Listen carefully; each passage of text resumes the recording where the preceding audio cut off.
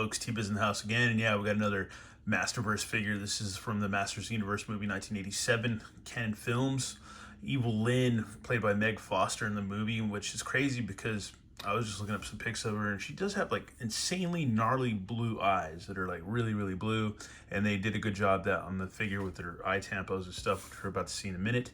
And this is one of those movies where I feel like looking back at it as a kid, I probably had the same reaction because I saw it in the theater. My parents took me, we went to Movies 8 in Round Rock, Texas, and stood out in line, waited to see the movie. I had the movie poster magazine that I got from the grocery store, and poster book and stuff, had all the posters up. It was just, I've always been, me, I'm a super fan. Always am a super fan, man. Hardcore in, all the way in, from birth on anything, and especially with Motu and stuff. And when I saw this movie, I kind of had like the same reaction when I saw, the Phantom Menace of Star Wars, because I was like, well, this is really cool, but it's kind of weird. It's kind of this and that, and you got Jar Jar Binks and this and all that, and blah blah blah, and and I didn't hate the movie, but at the same time, I was like, it's not quite like Filmation He-Man. It's not quite like my action figures, but it was still pretty cool, and it still had Dolph Lundgren, and Frank Langella did a pretty good job, and she did a good job as Evil-Lyn. Beastman looked kind of like Beastman, and I thought, was it Saurod? I thought he was really cool, and Karg and all those characters I thought were pretty neat too. But at the same time, I was like, man, it wasn't like totally, whatever. But it wasn't as bad as some of the Marvel movies, at least, like X-Men and stuff like that, because some of those aren't that great. At least costumes and aesthetics and all that stuff, character-wise and stuff. Some of those aren't my favorite movies. They're not bad, but they're not my totally favorite movies. Especially now, a lot of new Marvel stuff. Anyways, it has nothing to do with that. But anyway, over the years, I've become like way more open-minded about this movie, and in a lot of ways, it's kind of just low-key really funny. Almost like a comedy in a way. That movie almost kind of is, but yeah, man, it's cool. I like the packaging on this box. First off, the art is really good. They did a really awesome job. It's just really nice. You got the lava burst up top, the Masterverse. Then you got those troopers, like Skeletor's little crack troopers or whatever, on the little flying discs, which it'd be cool to see these guys if they make Masterverse of those. Then you got Beastman right there, got Evil-Lyn right there, looking really beautiful. And then you have Skeletor, and then you have Skeletor and his little flying Jabba the Hutt skiff thing that when they come to Earth and stuff, in search of the Cosmic Key. More Meg Foster, and I always thought Meg Foster kind of looked like Kirstie Alley. I always kind of got them confused because we saw Meg Foster was it on The Wrath of Khan? Was it? I think a Star Trek. And this movie and stuff. She's been in other stuff too. But her and the lady, was it Sarah Douglas? It was in Superman 2. They always, I don't know, very attractive ladies for back in the 80s, man. A lot of them. Even Sandal Bergman or whatever, I think that's her name. The lady that was like in the Conan movies that played Valerian and stuff too. Anyways, because I've been watching a lot of Conan lately. And that kind of has something to do with this, but not really, but kind of. But anyways, look at the back of the package, and there she is. And there you see Grayskull on the back, which isn't your typical Grayskull. It's not your typical Grayskull, not the one we grew up with, but for the movies, it's, is what it is. And, yeah, she's holding a Cosmic Key, but it's like it looks like a hologram with the Cosmic Key. More stuff, and more figures in the line that we already have. And then let's read this real quick. Evil leader of the army of Skeletor, Evil-Lyn. After obtaining the Cosmic Key from Gwildor, Evil-Lyn realized too late that he had a second. She led Skeletor's forces to Earth to capture the second key and prove her worth. So there you go. Anyways, yeah, let's go ahead and get this figure open and check her out, man. Here she is, and then you got the little contents box or list on the side of the box, which I always like this. It's kind of cool. I like that line art. It's kind of neat. It's pretty cool, man. Looks neat. And it shows what it comes with. Kind of like almost like interactive packaging in a way, I think. Tell me if I'm wrong.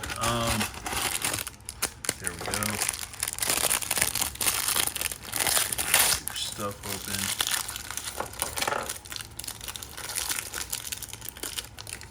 So we've got her hands to hold the Cosmic Key and stuff, or to do magic stuff with, or whatever. So there you go. She can make gang signs or whatever, you know, or whatever. Yeah, it's kind of funny, but that's rad. Oh yeah, and there's also little designs on her hands too. If you look closely, you can kind of see. That's cool. The same on her outfit. And then here's the cosmic key, or the hologram of it at least. It's cool. It's all translucent. That's cool. And then here she is up close. Nice face sculpt, man. Pretty good, dude. Pretty good.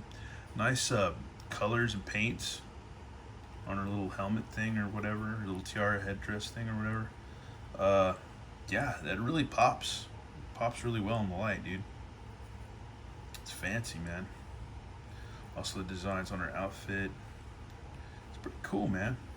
And it looks like, yeah, the sculpt is cool too on her little skirt thing or whatever, the tail, because it's like you got like it's like a glossy and kind of a flat like surface. It's like kind of sculpted onto there, so that's cool. I don't think that's paint though. It might be paint, but I don't know. I can't tell. Yeah, it might be just paint, but looks cool either way. Go ahead and go through the rigmarole of her articulation and all that stuff. So her arms go out. No butterflies, but she does have swivel at the shoulders and biceps, all that. Elbow, swivel at the elbow. All that jazz. See, this little cobra thing kind of reminds me of Tila in a way on her arms. It's kind of weird. And let's see, the wrist do a side hinge and swivel. So there you go. Her waist, got a waist twist with pretty decent range. Not too bad. Goes back and forth, side to side. Then she can do pretty good splits just about. And then got an upper thigh cut. I don't think there's drop downs on this, which I think there kind of are, but whatever. But I'm not really worried about them. I'm not really obsessive over drop down hips. They can take them or leave them. Mostly leave them, but let's see. There's her double knees and a boot cut, so that's nice. There's just so much into the sculpting and decoration of her figure, and so much paint, pinks, this kind of brownish maroon. And she has a rocker pivot swivel on her leg. So there you go, man. It's pretty neat, man. Pretty freaking neat. I guess the next thing we need to do is just kind of get her posed up. She is next to Skeletor beholding the cosmic key, or at least the hologram of the cosmic key. Anyways, yeah, man. I hope they make more of these movie figures, man, because they look cool. I like what they've done so far. I think they're doing a good job. And yeah, it's good stuff, man. It's really, really good stuff. And yeah, it's a cool figure, man. I like Evil-Lyn. Always have. Always been a fan. And yeah, that's about it, man. Short, quick, and sweet. Anyways, let me know what you think in the comments. If you got, I mean, I think most of my friends have this figure already. And yeah, man, I don't know. I dig the movie stuff. Hopefully get a Beastman, Karg, and maybe even Pig Boy would be cool. And the kid that won the contest to be in the movie back in the day. And yeah, I'm looking for more stuff. And let's see. I guess what else? They could do Tila. They can do all kinds of stuff, man. Even do the main like teenage dude and his girlfriend, Courtney Cox, her character and stuff, man. They could do them too. That'd be kind of cool. Anyways, once again, oh yeah, and the detective guy, man. I forget his name, but he had a bald head. He was the same guy that was in Back to the Future as the principal and stuff. Anyways, once again, thanks for watching on. Have a good one. All right, later.